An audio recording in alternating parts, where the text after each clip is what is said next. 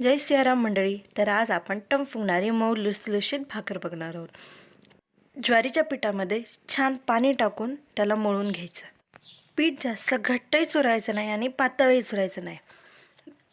याप्रमाणे पिठाला जोर लावून मळून घ्यायचं. आणि हो, पीठ दळताना ते कधीच जाड दळायचं नाही. ताटाला चिटकू नये भाकर म्हणून थोडंसं कोरडं पीठ टाकायचं आणि खूप जास्तही टाकायचं नाही.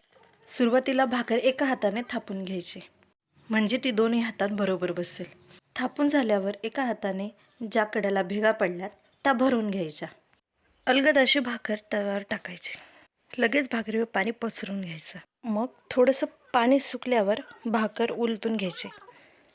भाकर जास्तही सुकू द्यायची नाही, म्हणजे काय की भेगा पडतील. मग भाकर उलटून घ्यायची. परत भाकर भाजल्यावरती उलटून घ्यायची. आणि भाकरीला आचेवरती गरम करायची काही गरज नाही, ती तव्यावर सुद्धा फुगते. आणि फुगायला वेळ लागत असेल तर थोडंसं उलटण्याने दाबायचं, म्हणजे फुगेल ती. तयार आहे बघा आपली टम फुगलेली भाकरी.